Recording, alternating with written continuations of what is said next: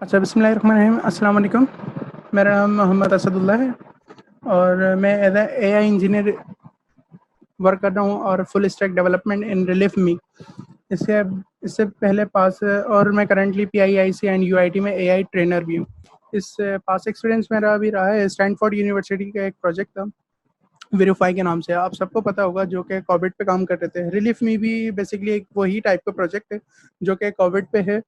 और कोविड मतलब एक किट बनाई है हम लोगों ने, जो कि स्मार्टफोन बेस है और हर कोई प्रिडिक्ट कर सकता है स्मार्टफोन पे ही कि उसको कोरोना है या नहीं है। ठीक है, इसकी डिस्क्रिप्शन बाद में देखेंगे। आगे हम लोग चलते हैं, अभी सेमिनार स्टार्ट करते हैं। बेसिकली हमारा जो सेमिनार है वो है इमेज क्लासिफिकेशन के ऊपर। आप लोगों को कुछ आइडिया है? जल्दी से चैट में एक्टिवली मैं चाहूँगा कि इंटरेक्शन रहे आप लोगों की भी। आप चैट में बताइएगा आप लोगों को इमेज क्लासिफिकेशन का आइडिया है, कितनों को है? जल्दी टाइप कर दिएगा कुछ, यस नो जो भी वट।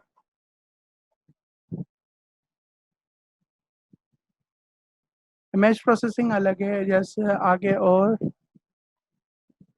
ओके, ठीक है, मैं समझ गया। पूरा अंदाजा हो रहा है मुझे कि मुझे बेसिक लेवल से मुझे लेके चलना है।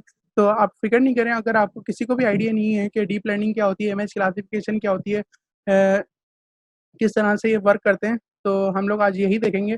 और एट द एंड हम ये भी देखेंगे कि हम इस सिचुएशन में, यानी कि लॉकडाउन की सिचुएशन में, हम रिमोटली किस तरह काम कर सकते हैं, फ्रीलांसिंग किस तरह कर सकते हैं, क्या ट्रिक्स होती हैं कि हमें ऑर्डर मिल जाए और हम डॉलर्स में अर्निंग स्टार्ट कर सकते हैं।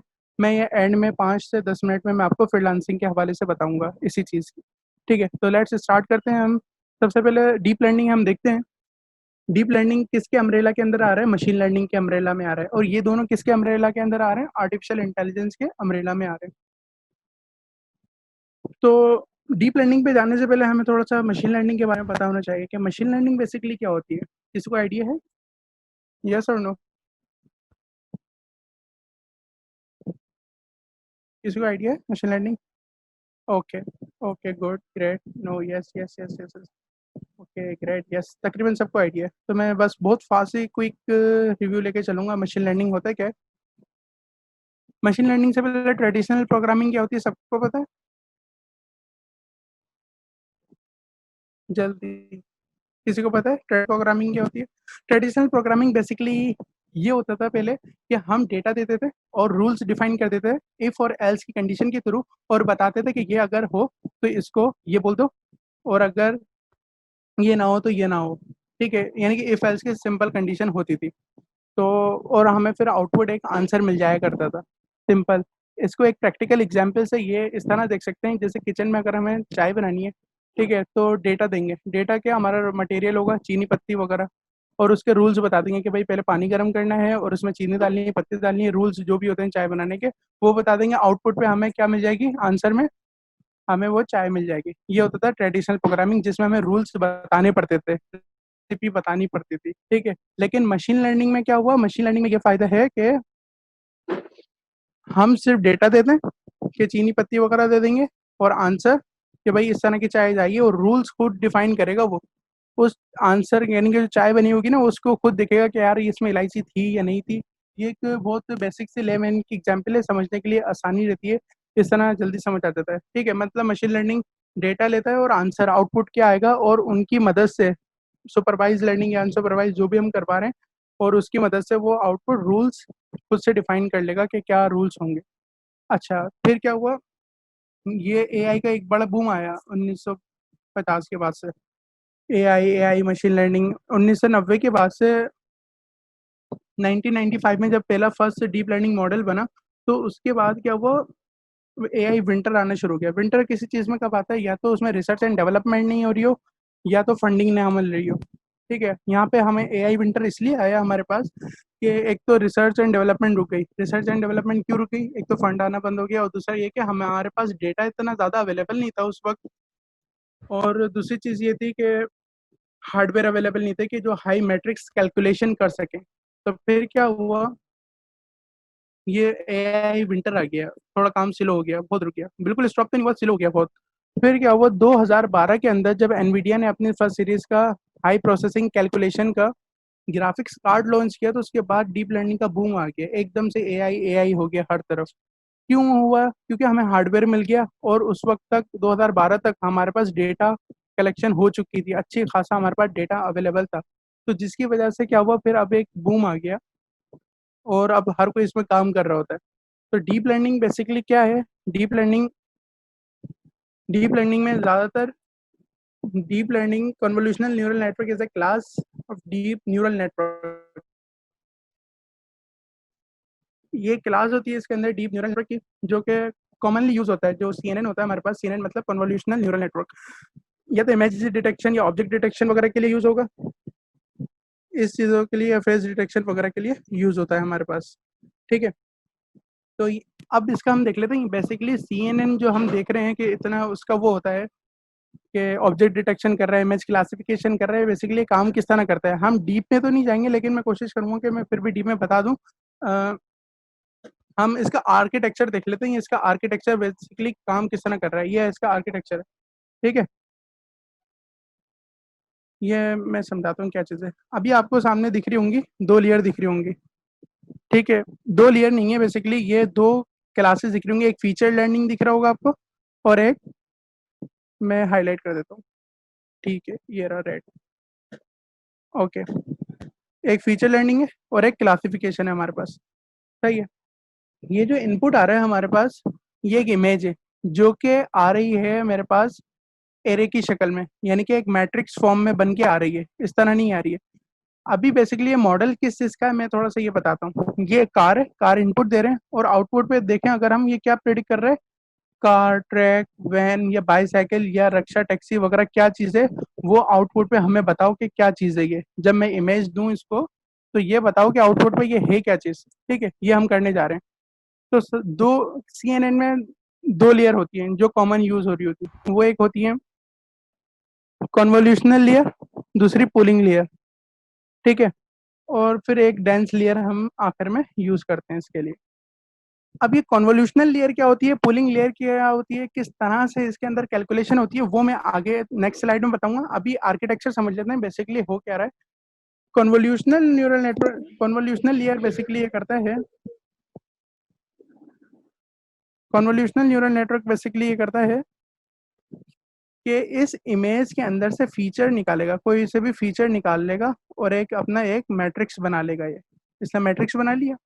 पूलिंग क्या करेगा, इस बड़े मैट्रिक्स को छोटे मैट्रिक्स में करेगा। आसानी के लिए बता रहा हूँ, बड़े मैट्रिक्स को छोटे मैट्रिक्स। ठीक है। इसमें से और मजीद जो काम के फीचर है ना, वो निकाल लेगा। ये इसके अंदर आ गए ये मैट्रिक्स।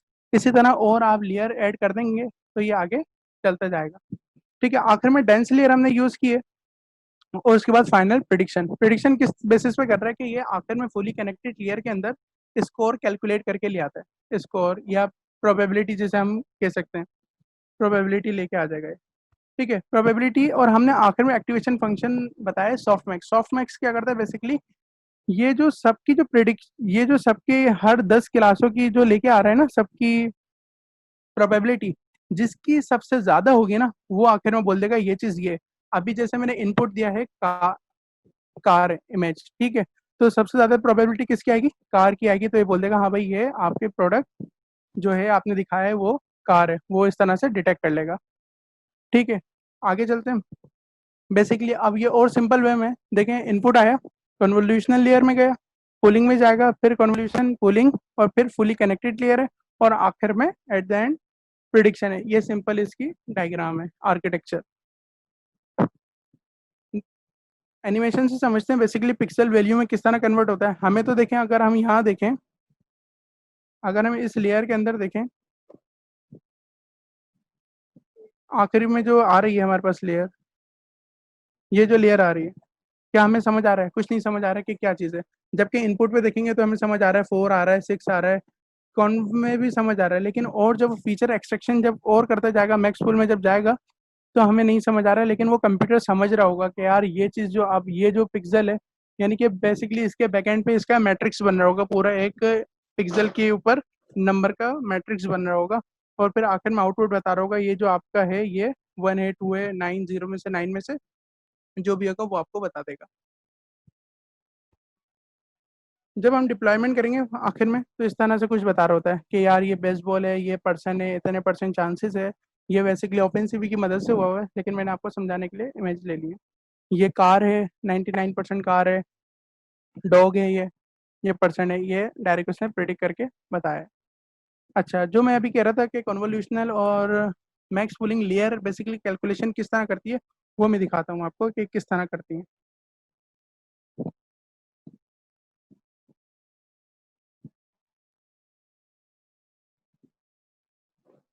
अच्छा, ये कौन प्लेयर है?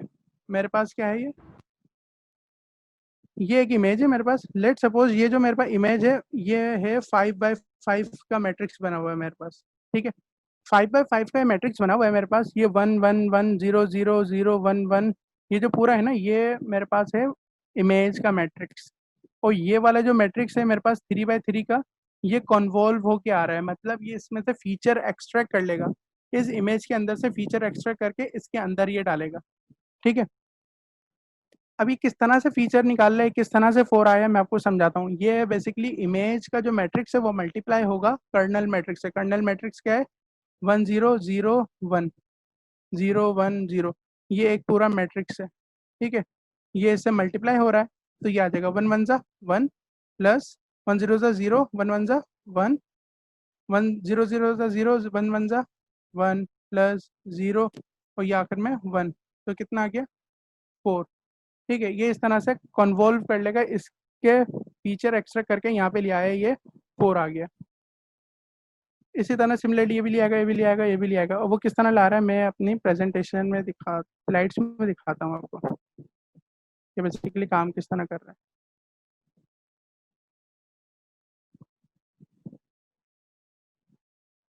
ये देखें, ये कर्नल मैट्रिक्स से मल्टीप्लाई करके पूरा मैट्रिक्स भर गया। 4 आया, 3 आया। ठीक है, एंड सो ऑन। अब बात कर लेते हैं मैक्स पुलिंग। मैक्स पुलिंग किस तरह आता है, मैक्स पुलिंग की कैलकुलेशन किस तरह होती है, मैं आपको ये समझाता हूँ।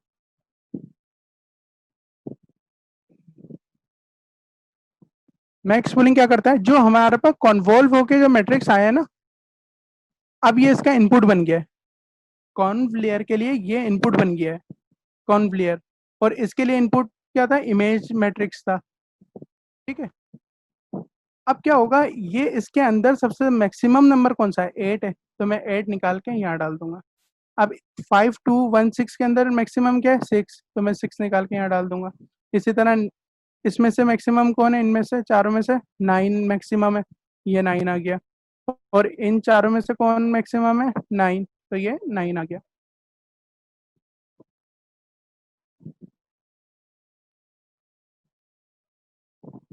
ओके, मैक्स पुलिंग भी क्लियर हो गया। मैक्स पुलिंग इस तरह काम करता है। अच्छा, फ्रेमवर्क। अब क्या यार, मैं डेवलपर हूँ क्या, मैं बार बार मैक्स पुलिंग, कन्वोल्यूशनल की, मैट्रिक्स की बार बार क्या कोडिंग लिखता रहूंगा, मैथमेटिक्स उनकी सारी लिखूंगा, हर चीज़ लिखूंगा? नहीं भाई, मैं नहीं करूंगा। मैं क्या करूंगा, फ्रेमवर्क यूज़ करूंगा। जी, इन्होंने पहले से आसानी की हुई है। फ्रेमवर्क क्या होता है, बेसिकली ये करते हैं कि भाई प्रोग्रामर को, कोडर को जो कोड कर रहा है उसको बार बार रिपीटेटिव कोड दोबारा नहीं करना पड़े, डायरेक्ट वो कॉल करवाए बस। ठीक है, उसके लिए हमारे पास फ्रेमवर्क्स होते हैं। कॉफी है, पाइटॉर्च है, केरास है, टेंसर फ्लो। मजे की बात यह है कि टेंसर फ्लो के अंदर ही अब केरास आ चुका है। अच्छा, पाइपलाइन क्या होती है? पाइपलाइन के बारे में बात कर लेते हैं कि यार मैं कोई भी क्लासिफिकेशन का काम कर रहा हूँ, उसके अंदर पाइपलाइन क्या होती है? बेसिकली बेसिकली पाइपलाइन ये होती है, पहले आपको सबसे पहले डेटा चाहिए होता है। ठीक है, आपको डेटा चाहिए होगा। डेटा के बाद आपको उसकी प्रोसेसिंग करनी होगी, एनालाइज करना होगा किस टाइप का डेटा है, गार्बेज वगैरह उसको क्लीन करेंगे। और इसके अलावा उसके बाद आप देखोगे कि यार मुझे कौन सा फ्रेमवर्क यूज़ करना है, क्लस्टर वगैरह बनाना है, वो लगाओगे आप। उसके बाद फिर मॉडल डिप्लॉय करोगे और फिर डायरेक्ट क्लाइंट को दोगे, और क्लाइंट आपको पे कर देगा डायरेक्ट। ठीक है, ये हो गया, इसकी पाइपलाइन हो गई।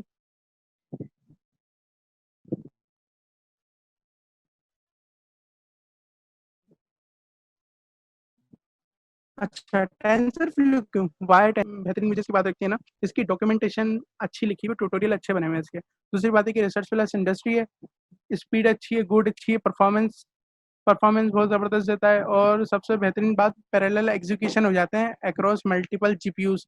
मल्टीपल जीपीयूज पे अगर मैं काम कर रहा हूँ तो एग्जीक्यूशन हो जाती है पैरेलल। ठीक है, फ्रीलांसिंग की बात बाद में करते हैं, पहले कोड देख लेते हैं कि बेसिकली ये काम किस तरह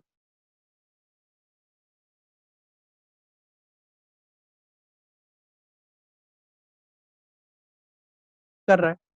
वहाँ जाने से पहले पहले मैं इसकी टेस्टिंग दिखा दूँ आपको, डायरेक्ट मॉडल बने उससे पहले टेस्टिंग दिखा देता हूँ मैं।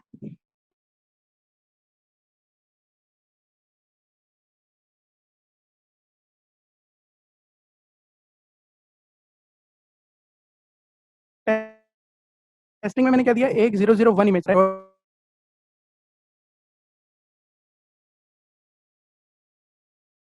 और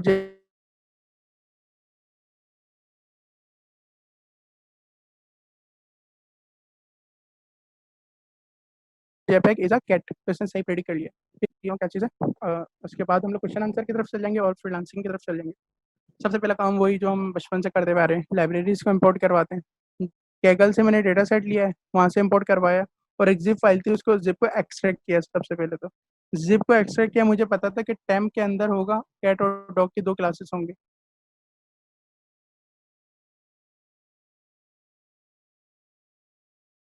ठीक है, कैट और डॉग की क्लास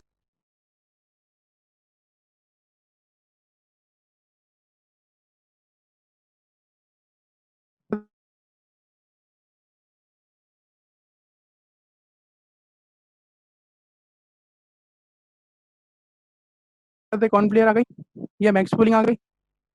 अच्छा, मैं आप लोग के सवाल बाद में लेता हूँ।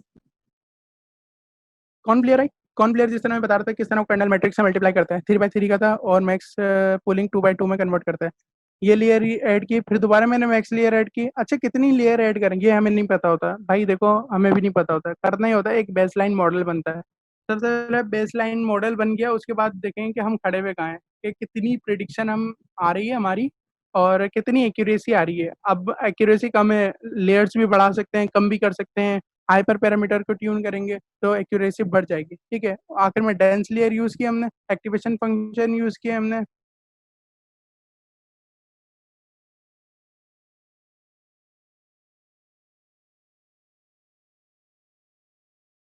कंपाइल किया, तो बताने की जरूरत नहीं है।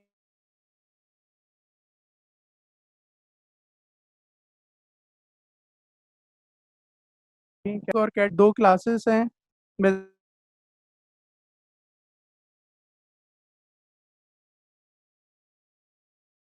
बेसिकली। अपना डेटा दे रहा हूँ, हिस्ट्री के अंदर मैं सेव करवा रहा हूँ ताकि मैं चेक कर सकूँ। मैंने सिर्फ 5 ही चलाए, ठीक है। और मेरे पास जो आखिर में एक्यूरेसी आ रही है वो है 86% एक्यूरेसी है मेरे मॉडल की। 86% सही काम कर रहा है ये। ग्राफ कुछ इस तरह से आए थे। अच्छा, मॉडल की टेस्टिंग हम देख चुके हैं कि किस तरह से ये टेस्ट हुआ था। मैंने सैंपल यहाँ से अपलोड की इमेज और उसने डायरेक्ट अपलोड करके बता दिया कि ये इमेज है, प्रिडिक्शन बता दी। और यहाँ पे मैंने कंडीशन सेट कर दी कि जो उसकी प्रोबेबिलिटी आ रही है लास्ट में जो प्रिडिक्ट करेगा, अगर वो उसकी 0.5 से अबव हो तो डॉग है और कम हो तो कैट है। मैंने उसको बता दिया। ओके, तो ये हो गया, कोड भी हो गया। कोड का मैंने लिंक इसमें डाल दिया है, आपको मिल जाएगा। आपको सिंपल क्या करना है, एडिट नहीं करना है, उसके अंदर जाके save a copy in a drive. ठीक है, ये करेंगे। अब बात कर लेते हैं हमारे काम के बाद, फ्रीलांसिंग के बाद। कितने लोगों ने फ्रीलांसिंग की हुई है जल्दी से चैट में बताइएगा, या करते हैं। हेलो, चैट में बताइएगा आप लोग। नो, नहीं किया आपने ऐसा। और कोई जिसने किया नॉट येट। कितने लोग करना चाह रहे हैं, कोई करना चाह रहा है। अच्छा, सब करना चाह रहे हैं, ठीक है। ट्रिक्स बता दूं फिर मैं। ओके, मैं ट्रिक्स की तरफ चलता हूँ। अच्छा, सबसे पहले तो fiverr.com का नाम सुना होगा और upwork.com का नाम सुना होगा फ्रीलांसिंग में, ठीक है। अब मैंने क्या किया है कि स्क्रीनशॉट उठा के दिया है ताकि आप मोटिवेट हों और आपको पता चले यार ये लोग जब कर रहे हैं तो हम भी कर सकते हैं।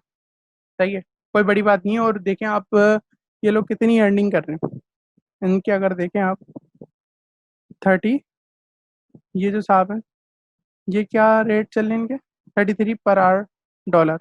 ठीक है, और एक ये हैं, ये जर्मनी से हैं, $45 लेते हैं। इतना अर्न कर चुके हैं। इन्होंने न्यू प्रोफाइल बनाई होगी इसलिए ज़ीरो आ रहा है। और ये अच्छा मुसलमान ही है, मोहम्मद करके कुछ नाम है इनका।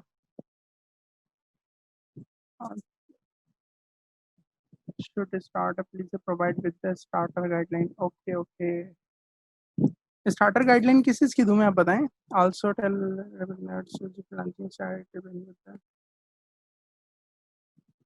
ओके। अभी हमारे पास इतना टाइम तो नहीं है कि मैं अभी आपको एक अकाउंट बना के भी पूरा प्रॉपर समझा देता कि ये बेसिकली काम किस तरह कर रहा होता है और किस तरह से हमें करना है। लेकिन हम एक और सेशन रख लेंगे, आप ईमेल कर दीजिएगा, मैं ईमेल एड्रेस दे देता हूँ अपना, mrasatullah@gmail.com। ठीक है, ये मेरा ईमेल एड्रेस है। आप लोग अपने फीडबैक वगैरह भी दे सकते हैं और IT पहली के पेज पे भी उनके भी फीडबैक दे सकते हैं, या वहाँ पे बता सकते हैं कि इस तरह का सेशन रखना है। लेकिन मैं भी ये बता देता हूँ कि फ्रीलांसिंग का जो है आप किस तरह से अभी स्टार्ट कर सकते हैं। सबसे पहले आपने फाइवर पे जाना है। फाइवर पे कर रहे हैं या कहाँ कर रहे हैं, फाइवर या अपवर्क। फाइवर पे जाएं, सबसे स्टार्टिंग से बता रहा हूँ। वहाँ अकाउंट बनाएं, ठीक है। वहाँ अकाउंट बनाने के बाद फाइवर पे है तो गिग बनाएं, प्रोफाइल वगैरह मेंटेन करें, ठीक है। वहाँ पे अपने पैकेजेस बना लें, यार मैं ये काम करूँगा तो मेरे ये इतने इतने पैकेजेस हैं, ठीक है। तो बेसिकली मैं रेट ये बता रहा हूँ आपको कि freelancing image classification open CV वगैरह के काम करने के क्या रेट चल रहे हैं, वो ये देखें आप। $45 पर आवर। और ये किस चीज़ पे, NLP और CV ओपन सीवी वगैरह भी, ML और AI $60 पर आवर, ठीक है। तो ये इतना कर चुके हैं। अब बेसिकली करना ही है, अकाउंट बनाना है। अकाउंट बनाएं और बेसिक से भी स्टार्ट कर सकते हैं। आप बता दें आप बिगनर्स हैं भाई, आप $10 से भी स्टार्ट कर सकते हैं, 30 से भी कर सकते हैं। लेकिन ML के ज़्यादातर 100-150 मिनिमम डॉलर के प्रोजेक्ट होते हैं फाइवर पे। अपवर्क का मैं ये मशवरा दूंगा कि अपवर्क थोड़ा महंगा है, यहाँ पैसे ज़्यादा मिलते हैं। इसकी मिसाल ऐसी है, फाइवर जेनब मार्केट है और अपवर्क डॉलमेन मॉल है। अच्छा, मैं आप बढ़ता हूँ आपके क्वेश्चन आंसर की तरफ क्योंकि टाइम बहुत शॉर्ट है। और अच्छा, ये स्लाइड्स में दे दूंगा आपको।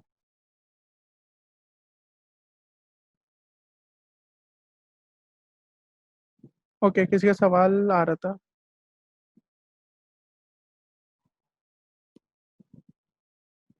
किसका सवाल था, क्या पूछना चाह रहे थे।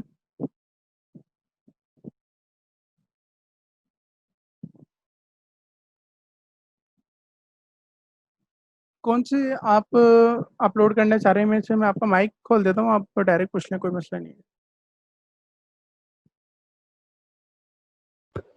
जी अस्सलाम वालेकुम। वालेकुम सलाम जी सर।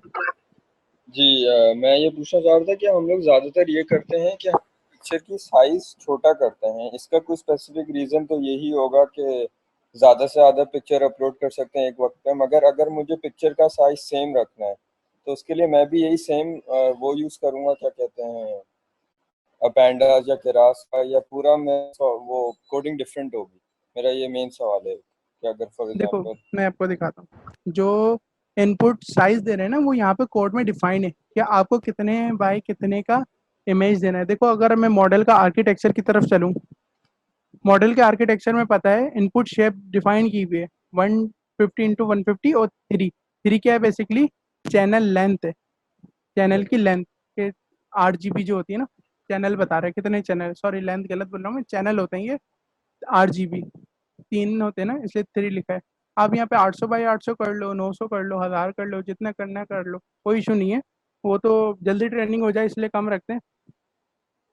अभी मगर मैं फॉर बेसिक, जी बोलें। एग्जांपल कि मैंने मॉडल इस चीज़ पे ट्रेन किया, सही है, यही वाली है, ठीक है, 150 और 8 GB फ्री है।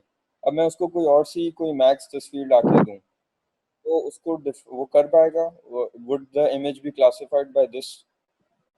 करेगा। लेकिन जब आप आखिर में प्रेडिक्ट करवाओगे ना, तो उसको रिसाइज कर लो, कोशिश करो कि आप रिसाइज कर लो जो आपके एक्चुअल मॉडल जो बना है ना, उस पर टारगेट साइज जो है उस पर सेट कर लो आप उसको, तो ज़्यादा अच्छी प्रिडिक्शन दे देगा। अच्छा, हमारे पास सिर्फ 9 मिनट बचे हैं, तो अगर जो जो सवाल हैं आप लोग कर लें, कोई इशू नहीं है।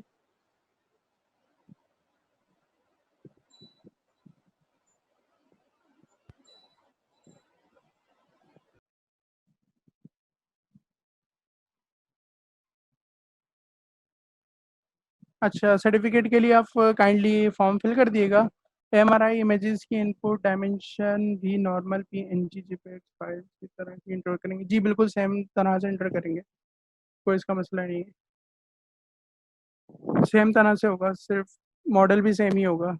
बस डिपेंड करेंगे, अगर एक्यूरेसी कम आ रही होगी तो आप ट्रांसफर लर्निंग यूज़ कर लेंगे तो ज़्यादा बेहतर हो जाएगा। मैंने अभी की थी बेसिकली कोविड के लिए। From where to start if I am a beginner. अच्छा, किस चीज़ के लिए बताऊँ मैं बिगनर हैं आप? डीप लर्निंग के लिए। अगर आप बिगनर हैं तो सबसे पहले आप पाइथन सीखें। पाइथन अगर आपको आती है तो बहुत अच्छी बात है। उसके बाद नमपाई और पांडास की लाइब्रेरी पे थोड़ा सा हाथ सेट कर लें कि वो सीख लें। सही है। उसके बाद फिर आप बुक है ओरेली की, डीप लर्निंग विद पाइथन, वो पूरी पढ़ लें, इंशाल्लाह बेहतरीन हो जाएगा। या तो बुक नहीं पढ़ी जाती तो आप कोर्सेरा से टेंसर फ्लो की स्पेशलाइजेशन कर सकते हैं इजीली वहाँ से, अगर पाइथन आती है तो कोई इशू नहीं है। Other model to train other than image processing and कौन से मॉडल ट्रेन करने हैं आपको, किस पे ट्रेन करने हैं, पूरा सवाल बताएं please.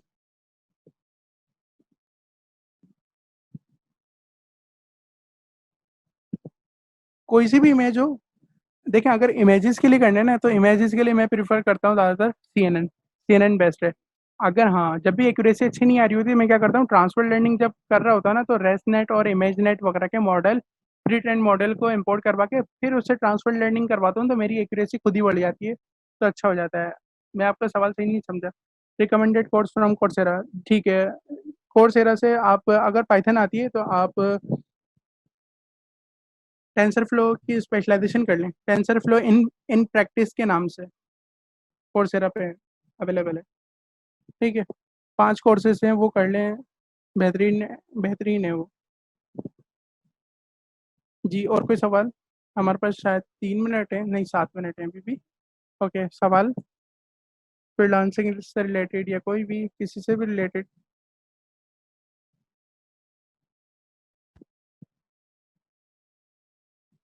Hello, what framework use to your Covid project और मेंशन इन दिस? ओके, मैंने टेंसर फ्लो यूज़ किया था। मेरे पास टाइम नहीं है तो मैं अभी खोल के दिखा देता, 6 मिनट है तो मैं अभी दिखा नहीं सकता। बेसिकली कोविड के लिए अंदर हमने 4 मॉडल यूज़ किए थे, नॉट अ सिंगल मॉडल। एक तो हमें जो टेक्स्ट आ जाता है, टेक्स्ट कौन सा, जो कि हम पेशेंट से पूछते हैं कि आपकी एज कितनी है, आपको क्या मेडिकल सिम्टम है।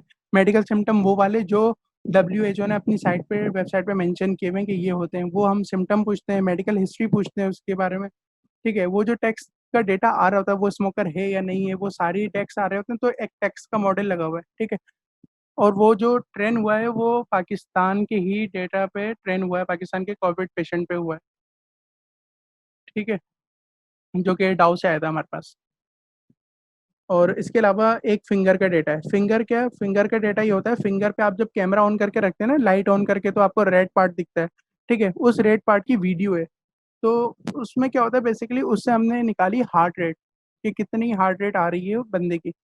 उससे हमें ऑक्सीजन लेवल पता चला, उस ऑक्सीजन लेवल को फिर हमने प्रिडिक्शन के अंदर रखा। सही है, 2 मॉड्यूल हो गए। तीसरा मॉड्यूल हमारा कफ का था, कफ, खांसी। वो 10 सेकेंड या 20 सेकेंड तक खांसेगा पेशेंट, और उसकी जो वॉइस होगी उससे प्रिडिक्ट होगा। और उसके बाद ब्रीथ, सांस, गहरी सांस लेगा। और एक मॉडल उसका था। फाइनल में एक और मॉडल लगाया गया है जो इन सब की बेसिस पे इनके परसेंटेज हमने सेट कर दिया था कि इतना परसेंट ये अच्छा है, इतने परसेंट ये अच्छा है, तो फाइनल वो बताएगा कि ये बंदा कोरोना पेशेंट है या नहीं है। अच्छा, नेक्स्ट सवाल ये है। अच्छा, any change you have uploaded the covid code in your GitHub? GitHub पे बिल्कुल है, सारा काम गिटहब पे किया था, लेकिन वो सारा प्राइवेट रखा हुआ है। जो मेन काम की चीज़ें हैं ना, वो सारी गिटहब पे रखी हुई हैं। अगर आपको पर्सनली चाहिए प्रैक्टिस के लिए, नो इशू, आप मुझे ईमेल कर दें, मैं आपको दे दूंगा, कोई इशू नहीं प्रैक्टिस के लिए। अगर हाँ, अगर आपको अपना स्टार्टअप बनाना हो, वो बात अलग है। ओके।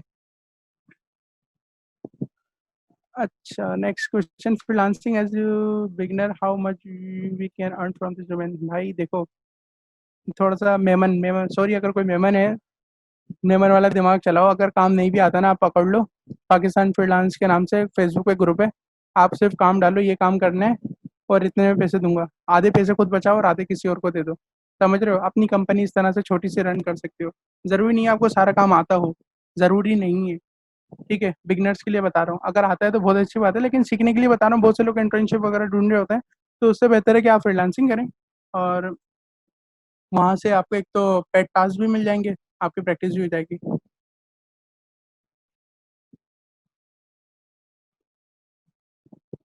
अ, पीएनजी में कर लें या जेपेग जेपेग में कर लें, ज़्यादा बेहतर होता है। जेपेग या पीएनजी कोई भी कर लें, कोई मसला नहीं है। अगर मिक्स भी हैं तो कोई इशू नहीं है, लेकिन जब उसको डेटा हम एक्सट्रैक्ट करवा रहे हैं ना, तो उसके पाथ उठाएगा नहीं वो लूप के थ्रू। अगर देख लें, अगर डायरेक्टरी में मिक्स भी है तो चल जाएगा, कोई इशू नहीं है। How can we get our first order और usual to how to get the first customer? Okay, first order तो भाई आप खुद देते हैं। ये ट्रिक होती है कि सबसे पहले आप क्या करो, देखो फाइवर की ट्रिक, फाइवर पे अगर अकाउंट बना रहे हो ना आप, मैं आपको ट्रिक बताता हूँ। 3 मिनट है मेरे पास, 3.5 मिनट, जल्दी से बता देता हूँ। देखो आप जब फाइवर पे अकाउंट बनाते हो ना, फाइवर पे अकाउंट बनाने के बाद आपने गिग तैयार कर लिया, पूरा कर लिया, आप बैठे हुए सुबह से शाम हो गई, 2 दिन हो गए, 3 दिन हो गए, एक हफ्ता हो गया, 1 महीना हो गया, आपके ऑर्डर नहीं आ रहा होता। ऑर्डर कैसे आएगा भाई? देखो मेरे पास तो मैंने सुबह बनाया था, रात को ऑर्डर आ गए थे। ट्रिक ये है, फाइवर का जो एल्गोरिथम है वो इस तरह से काम कर रहा होता है, उनके उनके गिग ऊपर रखता है जो सबसे ज़्यादा ऑनलाइन होते हैं। तो यार मैं तो पूरे टैब में खोल के छोड़ देता हूँ, फिर भी नहीं होता। तो भाई उसका जो पीछे क्वेरी चल रही है वो ये है कि अगर ब्राउजिंग नहीं करोगे ना तो वो एज ऑफलाइन शो करेगा। मैसेजेस वगैरह तो आ जाते हैं नोटिफिकेशन से, वो तो आ जाते हैं, कोई मसला नहीं है, लेकिन वो ऑफलाइन होता है। तो क्या करना होता है, बार बार रिफ्रेश करके सर्वर पर रिक्वेस्ट मारनी होती है। अब मैं पूरे दिन बैठ के F5 तो नहीं दबा सकता ना रिफ्रेश के लिए, तो मैं क्या करूंगा, एक रिफ्रेशर डाल लूंगा, उस टैब के अंदर रिफ्रेशर लगा दूंगा कि हर 30 सेकंड के बाद या 2 मिनट के बाद ये वाला पेज, गिग वाला पेज या डैशबोर्ड का पेज रिफ्रेश होता रहे। ठीक है, 2-3 टैब में लगा दिया मैंने, और रिफ्रेश होता रहे। जब वो रिफ्रेश होता रहेगा तो उसको लगेगा यार ये बंदा तो ऑनलाइन है, कंटिन्यूअसली ब्राउजिंग कर रहा है, सर्वर पर रिक्वेस्ट जारी होगी, तो वो क्या करेगा, हमारे गिग को ऊपर ले आएगा उस एल्गोरिथम के थ्रू। ठीक है, मैंने ऐसे ही किया था, मेरे पास तो फौरन क्लाइंट आ गए थे। सही है। और दूसरी ट्रिक ये है कि जल्दी ऑर्डर मिलने, क्लाइंट तो आ जाते हैं, ऑर्डर लोग ट्रस्ट नहीं कर पाते। एक काम करो, अगर कोई बाहर, पाकिस्तान से बाहर अगर कोई बंदा रहता है तो उससे ऑर्डर करवा लो, नहीं तो आईपी चेंज करके खुद एक ऑर्डर कर दो $5 का और अच्छे अच्छे रिव्यूज दे दो। ये थोड़ी सी जुगाड़ है।